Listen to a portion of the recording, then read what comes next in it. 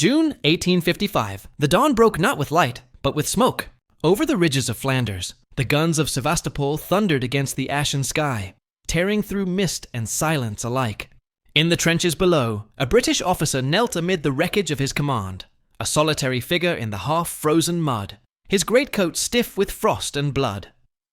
His face was calm, almost serene, though the ground around him trembled with each distant detonation. This was Charles George Gordon, a man not yet famous. Not yet Gordon of Khartoum, but already marked by a fierce stillness, the kind born from conviction. Not from safety. The Crimean War had become a wound upon the Empire's conscience. What began as a grand alliance to contain Russian ambition had devolved into a slow, grinding catastrophe of disease, mismanagement, and death. The British lines outside Sevastopol were not the triumphal front of the Empire. They were a wasteland of hunger and exhaustion. Frostbite gnawed at hands meant for the pen, not the sword. Typhus filled the hospitals faster than surgeons could clear them. And yet, amid this disarray, Gordon moved through the ranks with unshaken purpose, repairing fortifications by lantern light, refusing rum rations, sharing what little food he had with the men. He was not loved for it, but he obeyed. He belonged to the Royal Engineers, the quiet craftsmen of war. Their duty was not glory but endurance, to build, to dig, to measure, while others bled. Gordon spent long nights sketching the enemy's bastions, studying every curve of Russian masonry, every loophole that spat fire into the trenches. His superiors called him obsessive. His subordinates called him unbreakable. In truth, he was neither. He was a man possessed by something deeper, a sense of duty that bordered on spirituality. There, in that crucible of futility, the legend began to take form. Not in victory, but in steadfastness. As others cursed the cold, or the orders or the folly of generals, Gordon prayed, not for safety, but for strength. When the batteries fell silent at dusk, and the campfires flickered weakly against the wind, he would walk the perimeter alone, a solitary silhouette moving through mud and memory, speaking softly to God in the dark. The siege of Sevastopol dragged on, month after punishing month. Reports reached London of brave assaults and pointless retreats, of heroism buried beneath bureaucracy. Florence Nightingale's nurses wrote of filth and fever. The Times condemned the generals for incompetence. Yet here, among the engineers, the war was reduced to inches of earth and minutes of breath. Gordon was everywhere, measuring the angle of fire, leading sappers through flooded tunnels, marking out new readouts beneath enemy guns. He was struck twice by falling debris, once nearly buried alive, but returned to work before the dust had settled.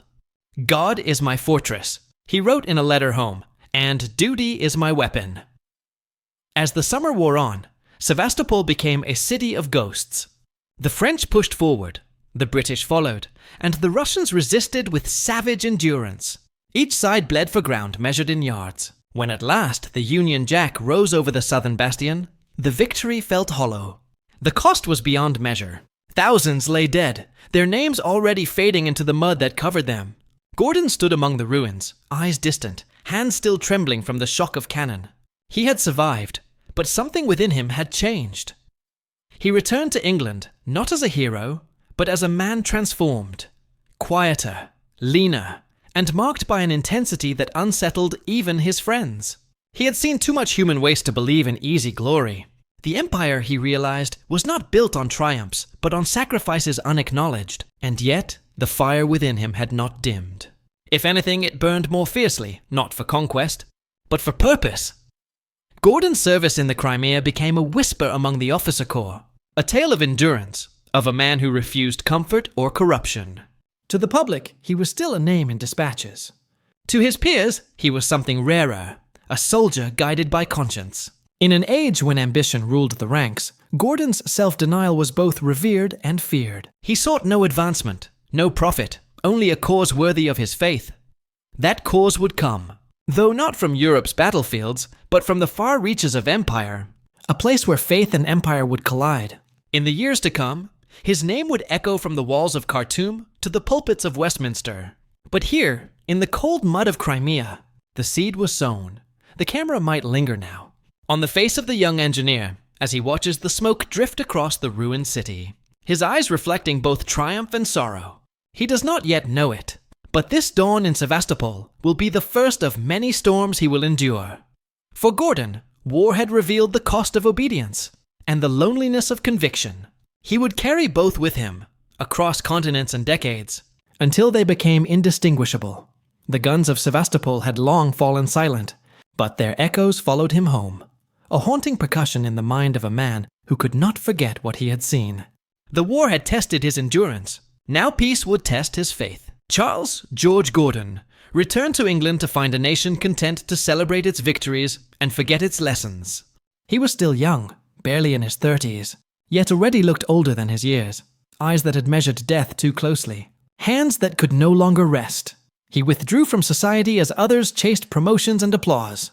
To many, he seemed peculiar, polite yet distant, a man who seemed more at ease among the poor than in drawing rooms. But to understand Gordon's strangeness, one must return to the place where it began. Woolwich, the crucible of the Royal Engineers. Woolwich was not an academy of charm. It was a factory of discipline, precision, and calculation.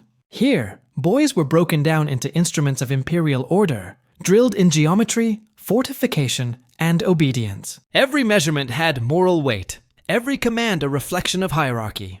Gordon excelled not by brilliance, but by intensity. He had no patience for mediocrity, least of all in himself. Fellow cadets found him both admirable and unbearable. A young man of restless energy who worked through the night, sketching plans for fortresses that did not exist. But beneath the regimental order, there was something else forming, a private faith that made him both invincible and vulnerable. His belief in God was not ornamental, nor convenient. It was absolute, uncompromising, and without irony. The world, to Gordon, was not divided between success and failure, but between righteousness and corruption. He would serve the empire, yes, but only as long as it served what he believed was divine justice. That conviction would soon be tested in the farthest reaches of Britain's dominion. His posting to China came like a summons from fate, the empire's frontier calling to a man whose conscience burned too fiercely to sit idle. The Taiping Rebellion had engulfed the Chinese heartland, a civil war so vast it would leave tens of millions dead. The rebels, led by a self-proclaimed brother of Christ, sought to tear down the old order. The Qing dynasty, desperate and decaying, fought to preserve it. Britain's role was ambiguous, trading, advising, and interfering in equal measure.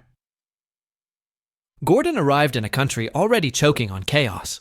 The air over the Yangtze was heavy with smoke and fear. Cities burned for days.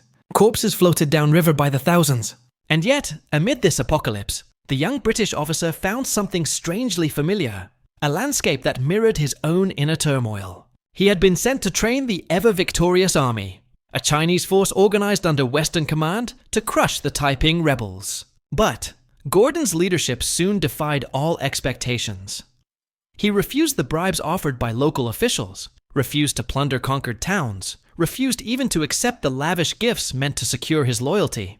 To those around him, this stubborn purity was incomprehensible. To Gordon, it was the only way to remain human. When he saw defeated Taiping soldiers executed by the thousands, he intervened, furious and disgusted.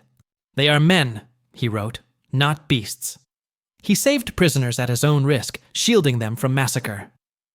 It was this, not his victories, not his tactics, that made him legendary among the Chinese. They called him Chinese Gordon, the foreign general who fought without greed and judged without cruelty.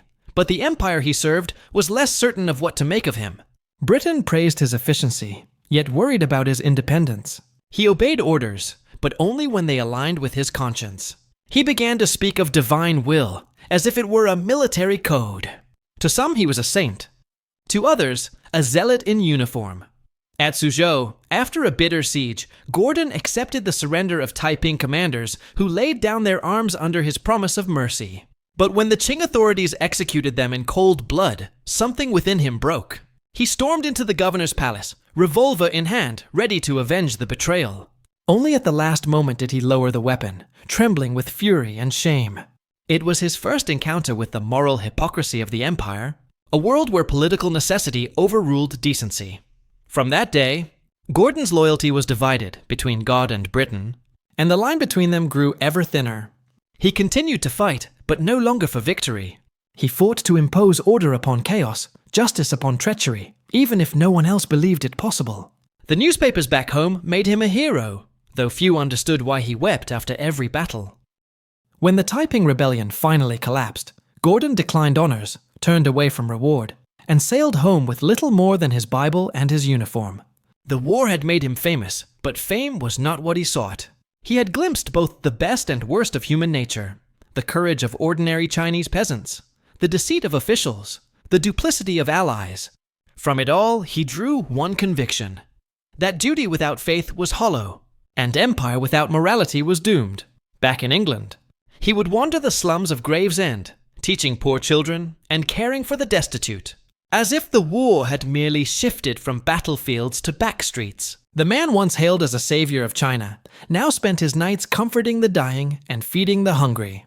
To those who knew him, it seemed an inexplicable descent. To Gordon, it was the only form of victory that mattered, to conquer despair, not nations.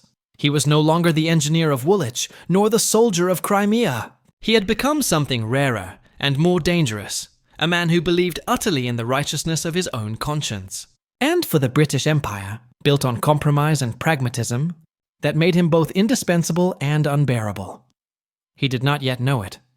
But this faith, unyielding, luminous, and terrible, would one day lead him to the heart of Africa, and to the place where conviction would meet its reckoning. He returned from China to the cheers of a nation that did not know what to do with him. The newspapers called him a hero, the man who saved an empire not his own. London's drawing rooms whispered of his courage, his incorruptibility, his saintly refusal of wealth. Yet, as the applause faded, a deeper silence settled, the silence reserved for men who could not be controlled. Gordon, for all his medals and fame, was a problem. He believed too much. Britain in those years was an empire of confidence, booming trade, glittering cities, the railway and telegraph binding continents together. To the politicians and financiers who governed it, morality was a luxury, not a duty. Gordon saw it otherwise. His wars had not made him rich. They had made him restless. He spoke of sin and salvation, of a people losing their soul to profit. Parliament listened politely, then turned to other matters. For a man who had stared into the heart of chaos and survived, indifference was the cruelest defeat of all. He was offered postings, commissions, minor commands, all beneath him, all hollow. So he walked away. He turned his back on the empire he had served and went where duty still meant something, to the streets of Gravesend, where the poor slept in doorways and children begged beneath gas lamps. There, in the shadows of prosperity, Gordon began a new kind of campaign. He rented a modest house by the river and filled it with the destitute, boys abandoned by factory masters, sailors broken by drink, widows without warmth. He taught them arithmetic, discipline, and prayer. Each morning, he rose before dawn to prepare lessons, then walked to the docks handing out bread and coins. At night, he visited the dying in the hospitals, reading to them from scripture until they slept. Neighbors watched in disbelief as this decorated officer scrubbed floors and washed the feet of beggars. To him, it was no humiliation, only another form of service. Yet even here, peace eluded him. His faith, once his refuge, became his torment. He fasted for days, wrote letters to friends urging them to repent, and spent long nights pacing by candlelight, whispering verses to himself. "The world is mad," he wrote, "and I am mad to live in it." Those who met him in these years found a man both luminous and unsettling, kindness and austerity bound in a single soul.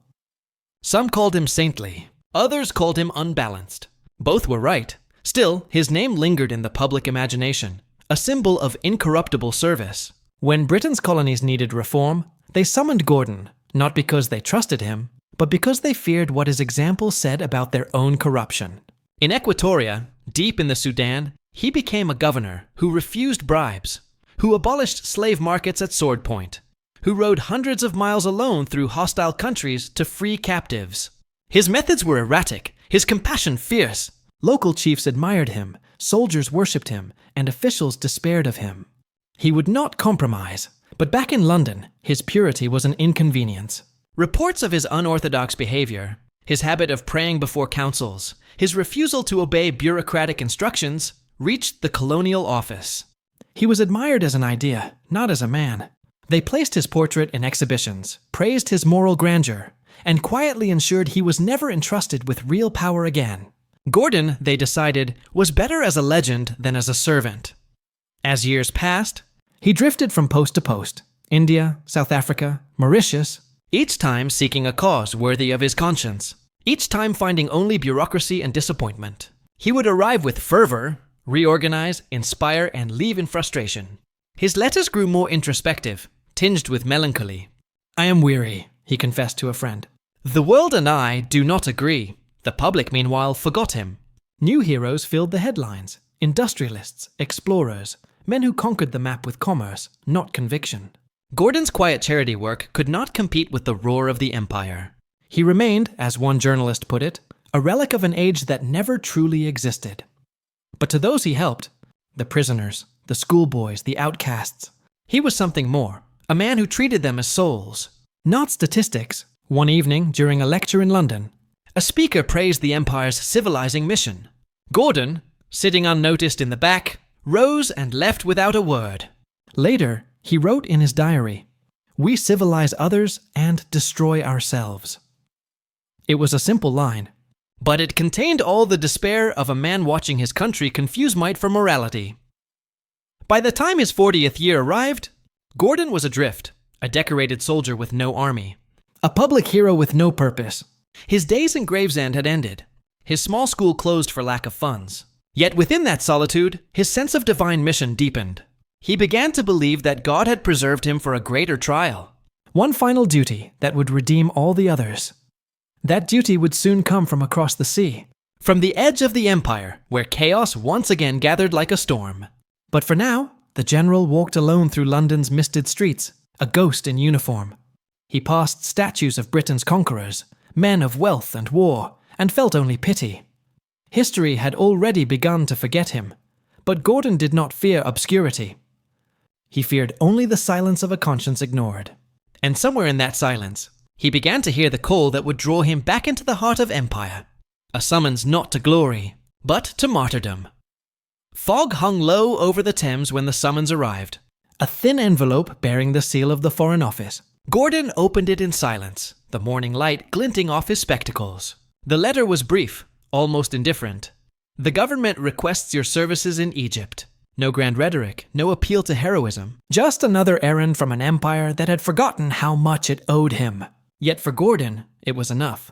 He folded the letter neatly, packed his Bible and maps, and by evening was gone.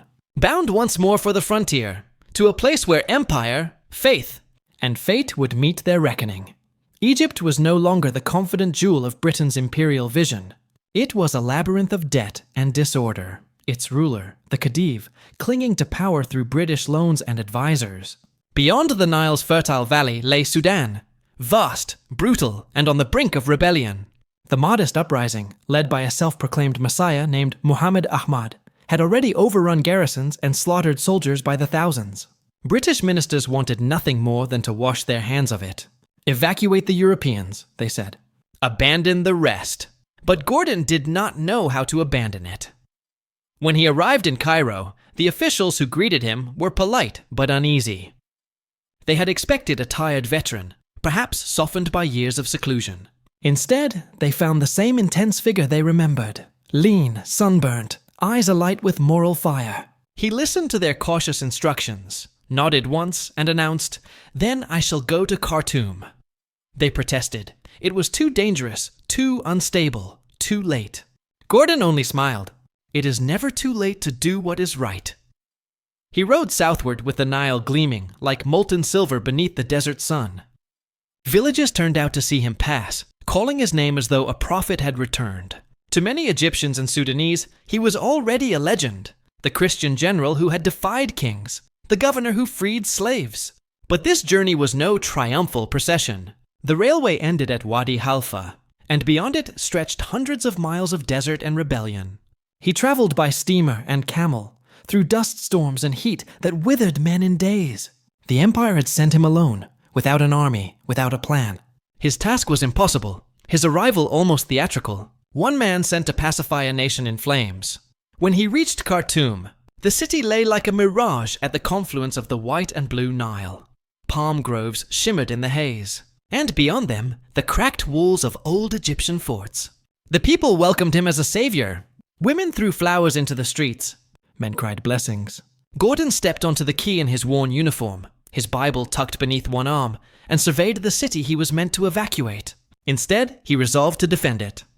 From the moment he took command, it was clear he could not obey London's orders. He organized militias, repaired the walls, restored discipline to starving garrisons. He met with tribal leaders, urged peace, and promised justice. At night, he wrote letters to generals, to ministers, to the Queen herself, pleading for reinforcements, for conscience, for Britain not to abandon Sudan to slaughter. Each dispatch was sent upriver with faith and frustration. Each reply from London colder than the last. In Westminster, Prime Minister Gladstone regarded Gordon's mission as a nuisance, a romantic anachronism that complicated policy. The government's position was clear. Britain would not commit troops. Gordon must withdraw, Gladstone insisted. But Gordon's sense of duty was not governed by Parliament. "I will not leave," he declared. "If I do, these people will perish." As the months passed, the Mahdist armies closed in like a tightening ring of fire. Villages fell, convoys were ambushed, and Khartoum became an island of defiance. Yet within the besieged city, Gordon's presence seemed almost supernatural. He patrolled the ramparts daily, calm amid bombardment, speaking to frightened soldiers as though death itself were merely another order to be obeyed. He rationed food, shared his last stories with the sick, and wrote in his journal with unwavering serenity. "God rules, not the Mahdi, not Gladstone, not I from London. Relief forces were promised." Delayed and debated. Time became the enemy. Each day without response deepened Gordon's isolation, not just from his government, but from the world itself. He had become a relic, a man of faith in an age of calculation. Yet he refused bitterness. "It is not for me to question," he wrote, "only to stand where duty places me." Still, even saints feel despair. As famine gripped the city, Gordon would walk to the rooftop of the palace at night, staring out across the black expanse of the Nile. The desert beyond flickered with enemy campfires, thousands of them, burning in the dark like the eyes of an encroaching storm. Below, the city slept fitfully, clinging to a hope sustained only by his belief. He was, in every sense, alone, an empire embodied in one defiant man. His name in London had already become a matter of embarrassment, whispered in corridors, printed with caution. Yet to the people of Khartoum, he was the last line between civilization and chaos, compassion and cruelty. Gordon Pasha, they called him, as if the title itself could hold back the tide. The Nile would soon flood again, and with it would come both salvation and destruction. For now, Khartoum endured, its walls trembling beneath the drums of rebellion, its defenders hungry but unbroken, and within its heart, Charles George Gordon prayed by candlelight, his Bible open, his revolver beside it. He had been sent to evacuate a colony Britain had already chosen to lose. Instead, he had chosen to stay, not out of defiance, but out of love for a people he barely knew, and for a faith that demanded no less. The Empire had called him once more, but this time, it would not call him back. The Nile had turned to bronze beneath the sun, its surface still and swollen with the weight of another merciless season. Inside Khartoum, time no longer moved forward. It simply circled, day after day, around hunger, heat, and hope. The Mahdists had encircled the city for months. Their banners, black and red, rippled in the desert wind beyond the broken walls. Their chants rolled like thunder at dusk. Within those crumbling defenses, Charles George Gordon stood between two enemies: the army that threatened to destroy him, and the government that had already abandoned him. He lived now in the governor's palace, its corridors stripped bare, its rooms echoing with the footsteps of messengers and the scratching of his pen. From his desk flowed a torrent of letters, to Gladstone, to the War Office, to generals and journalists. Each one was a plea, not for rescue, but for Britain to remember itself. "You sent me here," he wrote, "and I shall not leave. But you must act, not for me, but for the honor of England." He wrote by candlelight when the power failed, by moonlight when the candles were gone. His ink grew thin, his handwriting erratic, but still the words came. The answers did not. London debated. Ministers hesitated. Expeditions were proposed, then postponed. To Gladstone and his cabinet, Gordon had become a moral dilemma, a man too noble to abandon, yet too troublesome to save. To intervene would mean another war, another drain of blood and treasure. To do nothing would mean his death. They chose paralysis, cloaked in procedure. Khartoum was left to starve. Rations dwindled to scraps of bread, and strips of leather boiled into soup. Horses were slaughtered, then donkeys, then dogs. The market square became a graveyard of barter, coins exchanged for handfuls of grain, gold for a cup of water. Yet, amid the desperation, Gordon remains unshaken. He opened his stores to the sick, gave his last biscuits to children, and walked the streets as though the siege were merely another test of endurance. He spoke with the same quiet conviction that had guided him all his life. God has put me here, and he will take me when he wills. Each dawn began the same way. From the roof of the palace, Gordon would survey the horizon, the dust plumes of the modest camps, the silent city below, the gleam of the Nile. He noted every movement, every new trench, every shifting of enemy guns. Then he prayed. His journals from those months are a strange blend of military report and mystic meditation. The town holds firm, he wrote, but men's hearts falter. We are in God's hands now. He had become both governor and chaplain, strategist and prophet. His soldiers called him Sayyid Gordon, the holy man. They believed he could not die until God willed it. When shells struck the city, he walked through the smoke to calm the frightened. When disease spread, he tended to the sick. His courage was quiet but contagious. Even as hunger hollowed their faces, the people of Khartoum believed deliverance would come, that somewhere upriver, the gunboats of Britain were already on their way. But the river betrayed them too. The Nile fell low that season, its channels narrowing to sluggish streams. The relief expedition that had finally set out from Egypt in late autumn struggled against the current, its progress measured in miles per week. By the time they reached the cataracts, Khartoum was starving, and Gordon's letters had turned from appeal to accusation. You have no right, he wrote to his superiors, to desert those who trusted you. The name of England is dishonored. In London, his words stirred public fury. Newspapers demanded action. Crowds gathered outside Parliament, shouting his name. But Gladstone remained unmoved, trapped in the cold logic of policy. I cannot risk the empire for one man, he told his colleagues.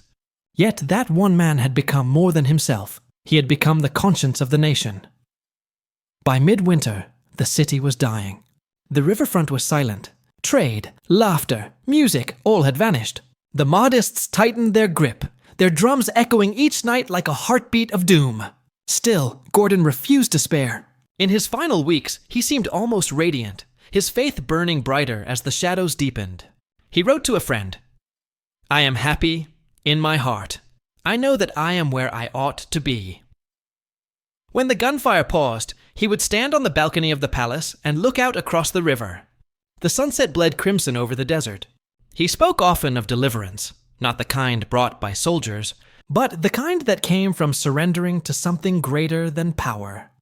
Those who saw him then described a man transfigured, thin, unshaven, his uniform threadbare, yet his eyes fierce with peace.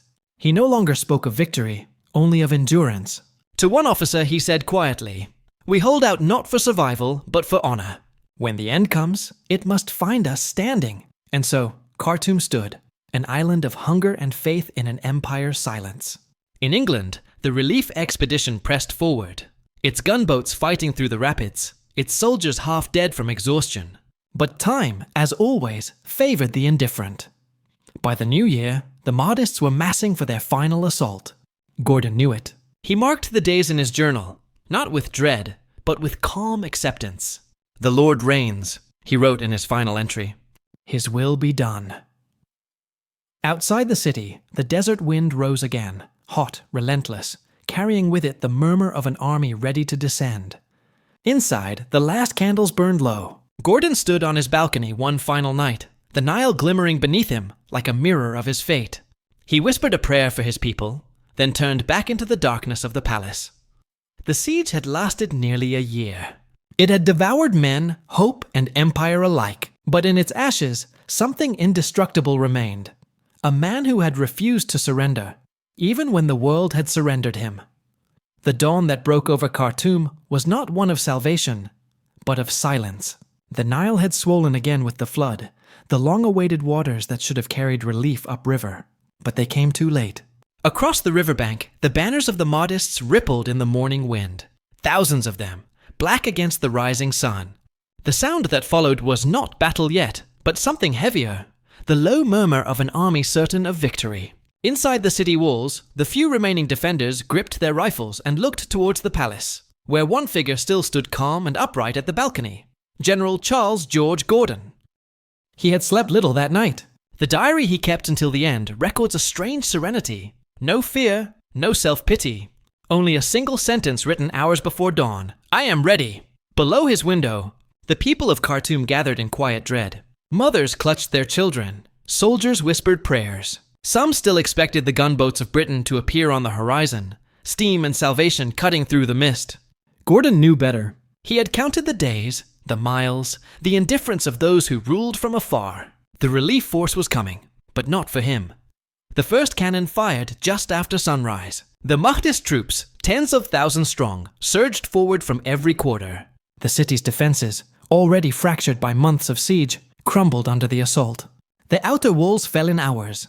The Nile, once a symbol of life, became a barrier of blood. Gordon's men fought bravely, hopelessly, amid the thunder of musket fire and the cries of the dying.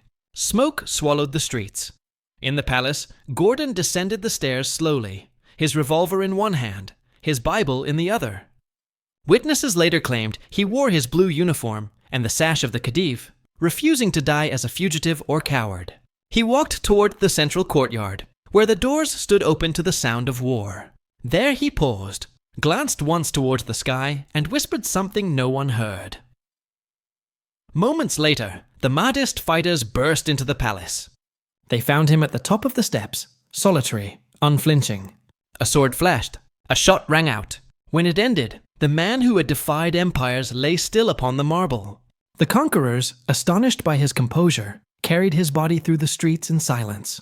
Even his enemies, it was said, recognized the magnitude of his courage. 2 days later, the British relief expedition, exhausted, sunstruck, and driven beyond endurance, arrived on the river. From their decks, they saw the smoke rising above the city and heard the distant roar of celebration. Khartoum had fallen. Gordon was dead. The flag of the Mahdi flew from the palace he had refused to abandon. For a moment, the officers on those boats could only stare.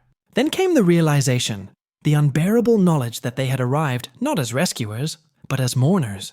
Their mission, delayed by debate and hesitation, had become an epitaph written in blood and sand. News traveled back to London with astonishing speed. Within days, headlines screamed of betrayal and martyrdom. "Gordon murdered," declared the Times. Churches filled with mourners. Sermons thundered against the government's inaction. Children prayed for his soul as though for a saint. In Parliament, anger turned to theatre. Ministers shouted, papers waved, tears feigned and real alike. Gladstone, pale and weary, defended himself with the language of necessity. We could not risk more lives for one man. But to the British public, it was not one man. It was the very image of what they wished to believe about themselves. Courage without reward, faith without compromise, honor without self-interest. Gordon's death transformed failure into legend. He became the Christian martyr of the empire, a symbol of purity betrayed by politics. Paintings showed him standing at the palace steps, unarmed, serene amid the storm. A modern saint facing the heathen horde. And yet behind the romantic portraits lay the harsher truth. Britain had abandoned him. His heroism had not been enough to overcome the cowardice of calculation. The same empire that had built railways and conquered continents had turned its back on one of its own. Not from malice, but from fatigue, the exhaustion of conscience. In the months that followed, commissions were formed, inquiries launched, blame apportioned. The relief commander, Sir Garnet Wolseley, wrote bitterly of arriving 2 days too late. The newspapers turned his failure into poetry. Poets turned Gordon's death into scripture. But no investigation could undo what had been lost in that desert. Not only a life, but an ideal. Across Britain, memorials rose in stone and bronze. Statues of Gordon appeared in London, Southampton, Melbourne, and Khartoum itself. The general on a camel, the Bible in his hand, eyes fixed toward eternity. Yet beneath every pedestal lay the same uneasy question. Was it Gordon's faith that doomed him, or Britain's faithlessness? Even Gladstone, haunted by the outrage, admitted privately that Gordon was a man too great for the age in which he lived. But the confession came too late. The empire that had sacrificed him to politics would spend decades trying to atone through memory. His name became shorthand for honor. His death, a moral lesson wrapped in myth. For the soldiers who had marched upriver too late, there was no comfort.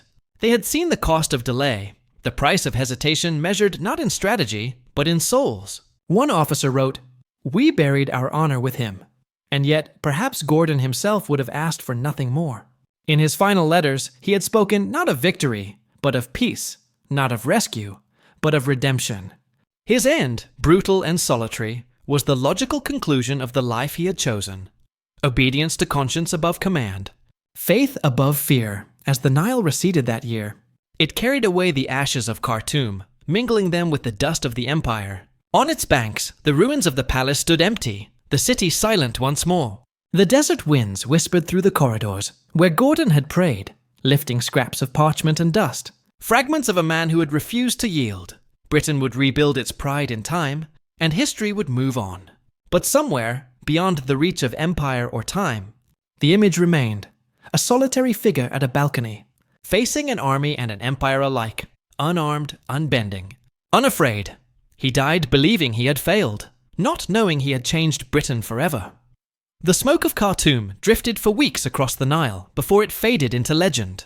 News of Gordon's death had traveled faster than the gunboats that failed to save him, and by the time it reached London, the man was no longer a soldier. He was a symbol.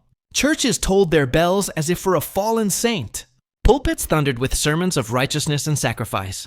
His portrait hung in shop windows, his likeness engraved on commemorative plates and printed in penny papers. Gordon of Khartoum, the headlines declared, the Christian soldier. Yet the real Gordon, the man of quiet torment and faith, was already dissolving beneath the weight of myth. The public, eager for redemption, fashioned him into what they needed, a moral balm for the guilt of empire. Statues rose almost overnight, in Westminster, in Southampton, in faraway Melbourne, marble testaments to courage and purity. In each, he was rendered calm, noble, untouchable, the man who had stood alone against the storm. None showed the hunger, the sleepless eyes, the loneliness of his final days. Britain did not want the truth. It wanted absolution. For the Victorians, Gordon's death came to represent the highest expression of duty, the idea that moral strength could transcend political failure. But beneath the hymns and hero worship lingered something darker, a collective unease. His martyrdom had not been the triumph of virtue, but the revelation of its cost. He had obeyed his conscience, and the empire had left him to die for it. In Parliament, his name haunted debates for years. Whenever moral questions of empire arose, in Africa, in India, in Ireland, someone would invoke Gordon, the man of principle betrayed by pragmatism. For the moralists, he was a saint.